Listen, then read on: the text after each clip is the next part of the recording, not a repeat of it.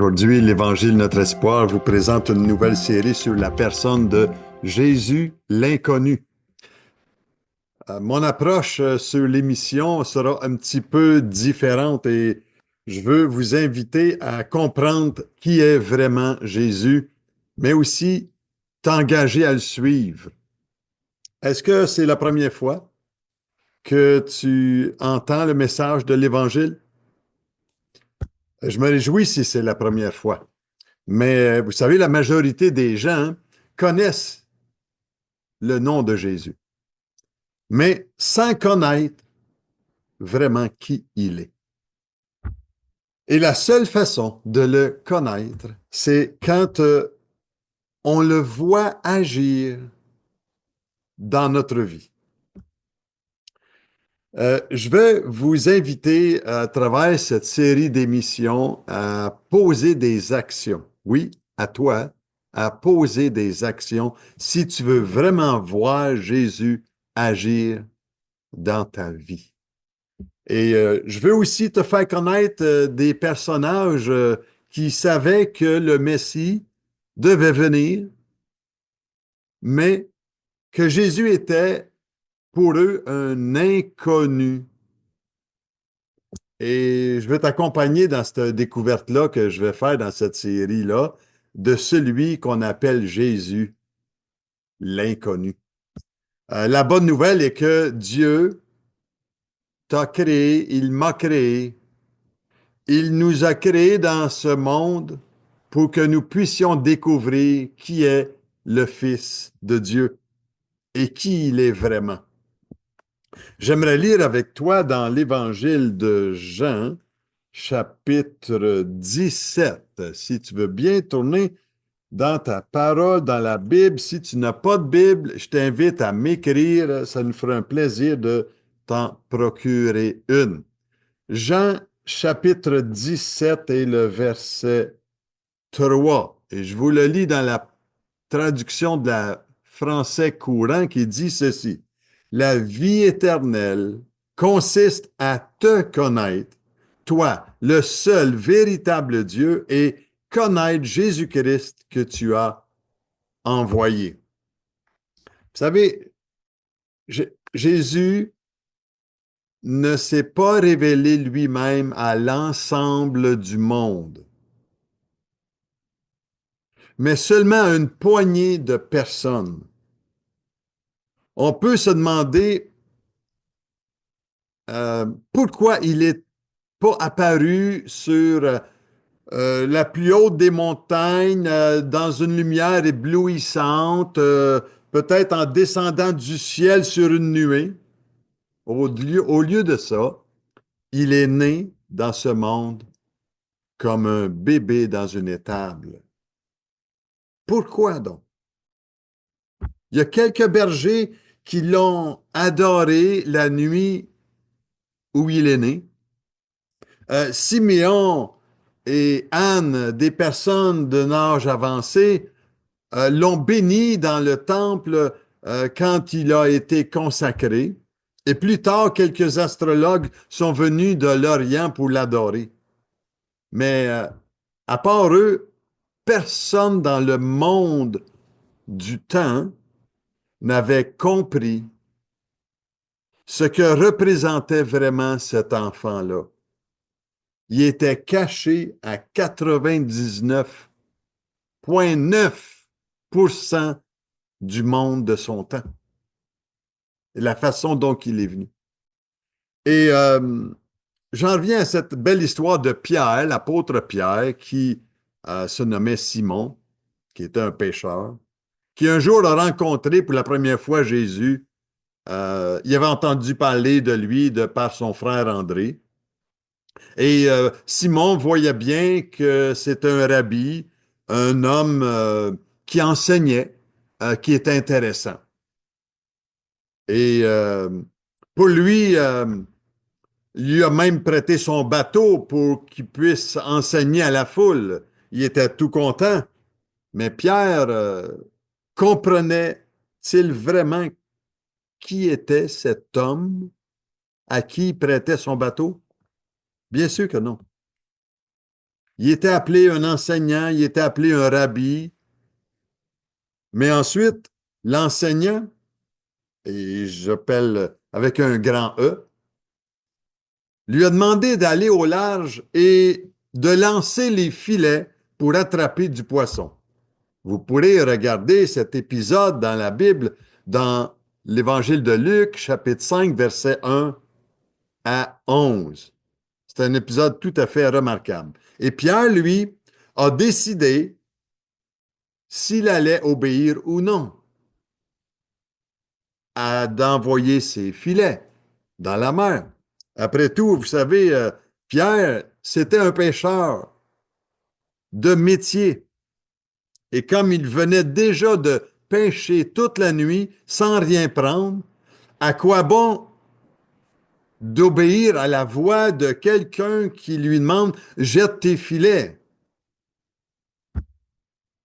En d'autres mots, certain que Pierre, il devait se poser la question qu'est-ce qu'un charpentier peut vraiment apprendre à un pêcheur de métier? Mais il obéit.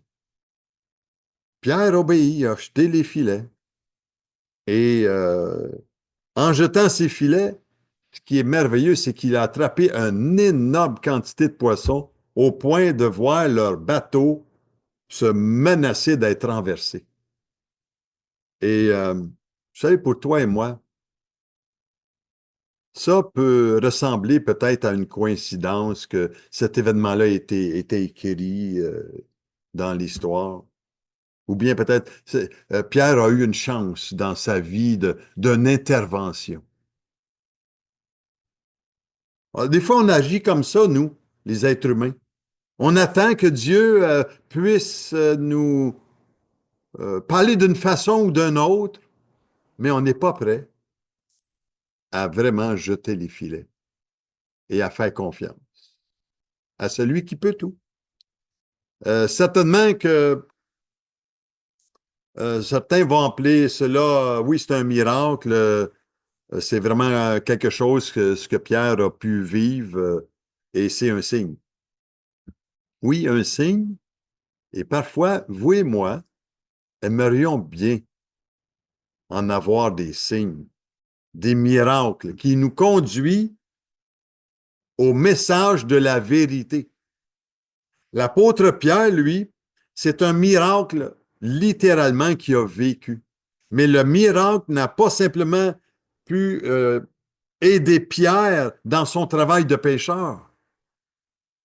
Il lui a permis d'attraper une grande quantité de poissons. Et c'était un signe donné par Jésus dans le but de se révéler lui-même à Pierre.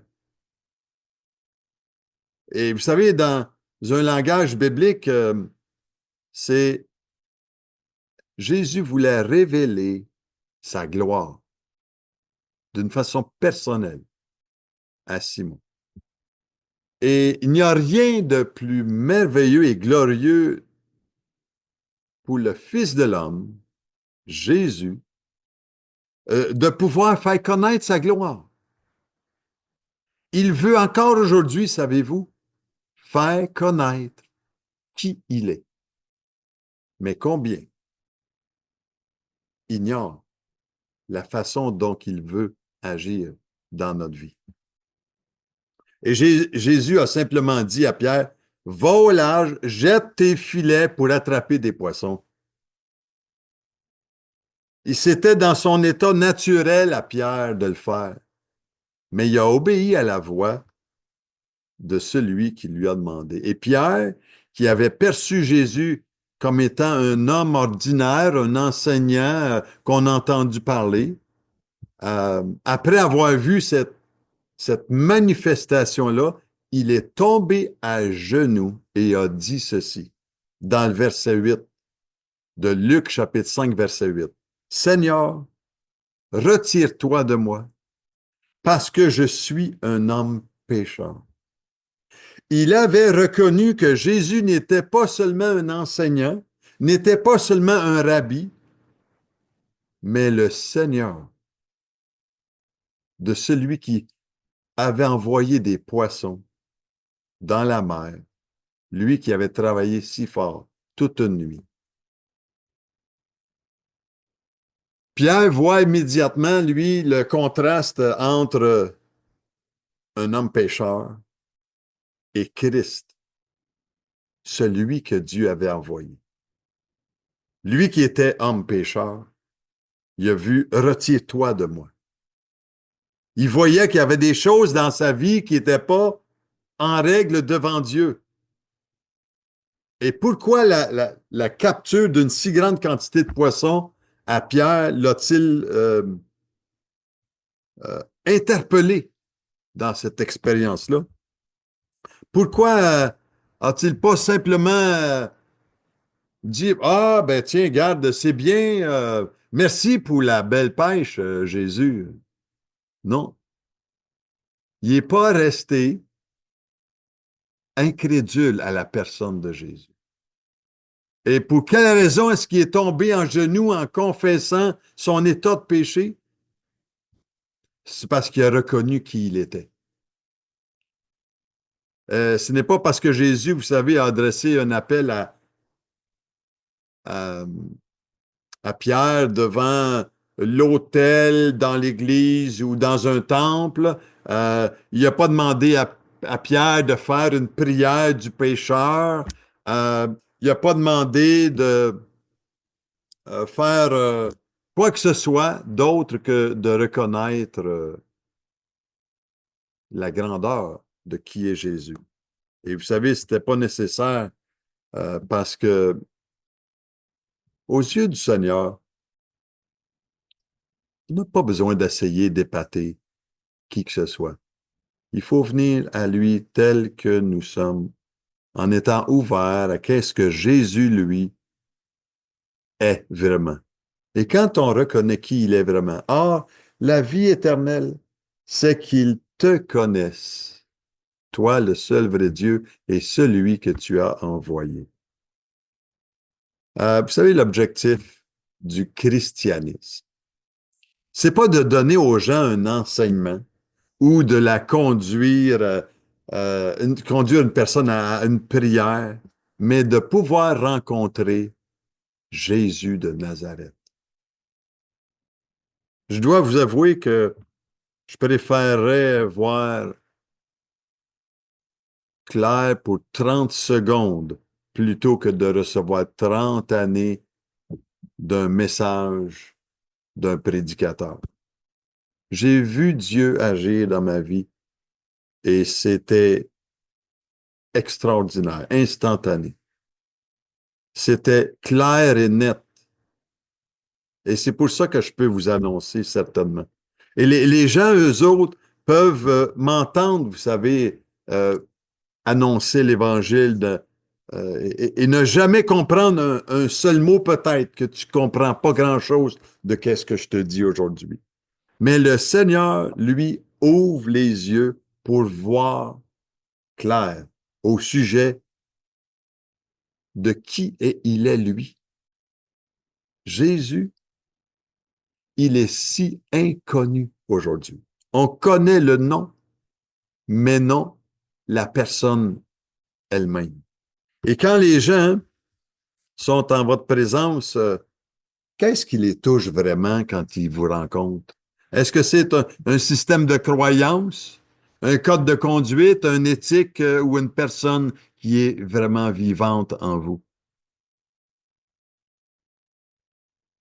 Tu peux entendre des paroles, tu peux entendre des enseignements en abondance, tu peux écouter l'Évangile de notre espoir longtemps, mais tout ça mis ensemble, c'est rien. Si ça se limite à des mots qui ne sont pas constamment en train de nous diriger vers Jésus qui est vivant. Finalement, la révélation de Christ a conduit Pierre à faire une audacieuse confession, vous savez. Quand il a dit, tu es le Christ, le Fils du Dieu vivant, dans Matthieu chapitre 16, verset 16. Et Jésus n'a pas appris à Pierre ce qu'il devait dire. Euh, il n'a pas dit répète après moi. Non. Il a seulement demandé à ses disciples, qui dites-vous que je suis, moi, le Fils de l'homme? Certains ont dit Jean-Baptiste, d'autres ont dit Élie, le prophète, d'autres ont dit Jérémie. Et Jésus a dit à ses disciples qui étaient là, et vous, qu'est-ce que vous dites que je suis? Et Pierre a répondu cette parole si puissante qu'il lui a été révélée dans le cœur. Tu es le Christ, le Fils du Dieu vivant. Même si je vous demandais, vous savez, aujourd'hui, de répéter ça après moi plusieurs fois, et que je vous interrogerais au sujet de ce message que je vous apporte aujourd'hui, j'aimerais te dire, Jésus, quand il est venu et quand il vient dans notre vie, il veut pas qu'on récite un catéchisme. Il veut pas qu'on fasse un rosaire ou un mantra ou une confession quelconque ou des prières à répétition.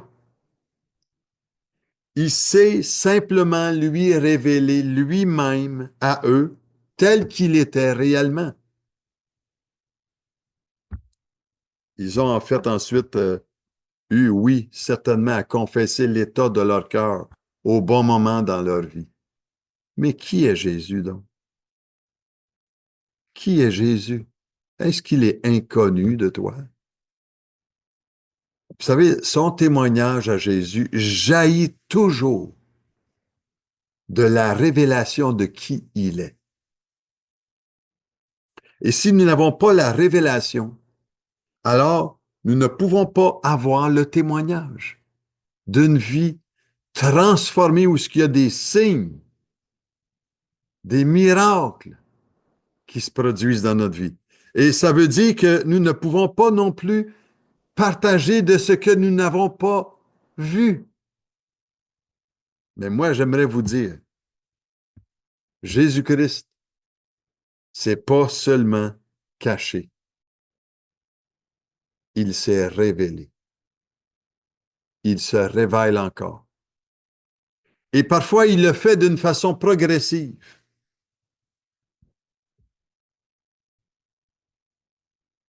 Vous savez, il l'a caché. C'est pas nouveau.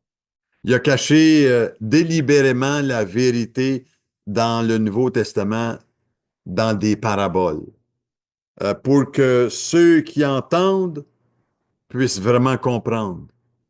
Et ceux qui entendent puissent seulement ne jamais comprendre.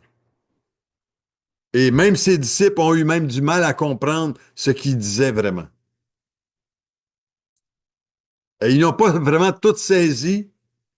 C'est seulement après sa résurrection qu'ils ont compris que leurs pensées et leur cœur ont saisi parce que le Saint-Esprit leur a été rendu après sa résurrection pour qu'ils comprennent vraiment l'enseignement de Jésus. Qu'est-ce que tu comprends? Qu'est-ce que tu comprends? Je termine avec ça aujourd'hui avec toi. Qu'est-ce que tu comprends sur la personne de Jésus? Pour toi, est-ce que c'est simplement un bon enseignant? Quelqu'un qui a apporté du bien? Est-ce que c'était un grand homme qui a montré la voie de Dieu à quelqu'un? Un prophète? Il était tout ça, Jésus, vous savez. Mais il était plus que tout ça. J'aimerais te dire en terminant que le connaître, bien le connaître, c'est le voir agir dans notre vie. Il est là, prêt à agir. Et Pierre, lui, l'avait vu. Il l'a vu agir, non pas seulement comme condition de pécheur, mais pêcheur aussi. Il était un homme de métier et Jésus s'est révélé d'une façon personnelle. La semaine prochaine, je vais te raconter des miracles qu'il a fait pour moi, qu'il s'est révélé personnellement. Mais écoute bien ce chant qui dit, Christ est ma seule fondation parce que le Saint-Esprit veut vraiment te parler concernant Jésus. qui est l'inconnu. Soyez richement bénis.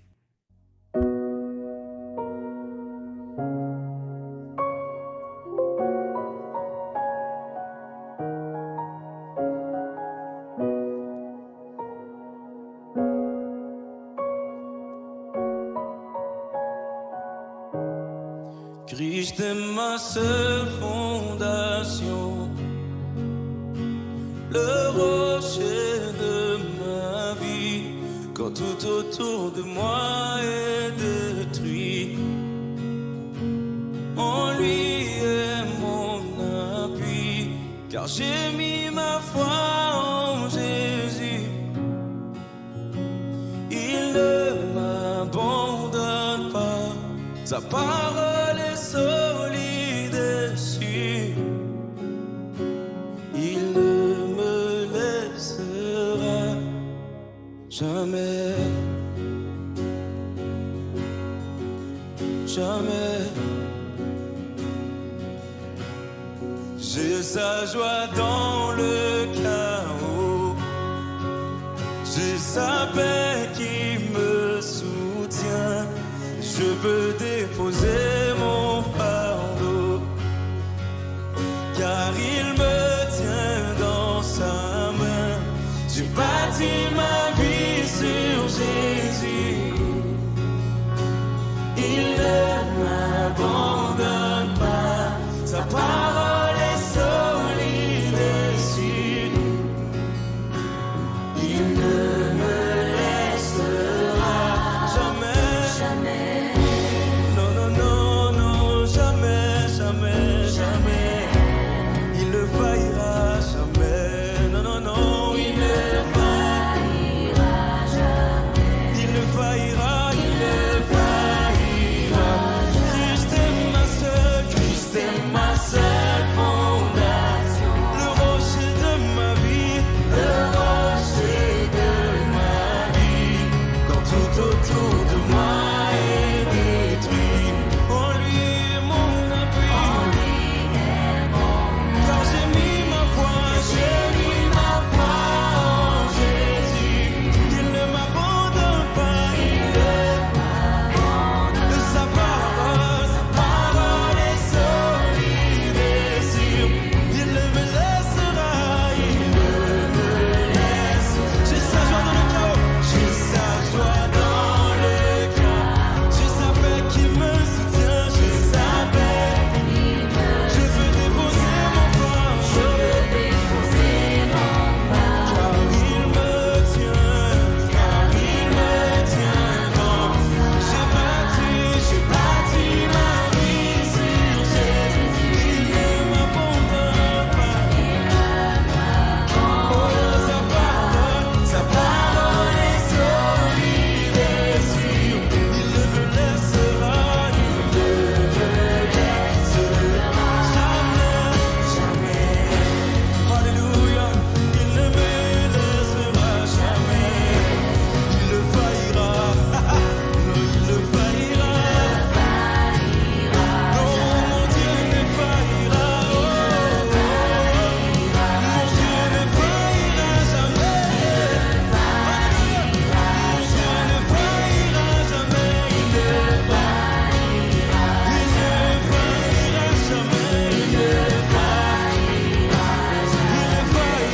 jamais.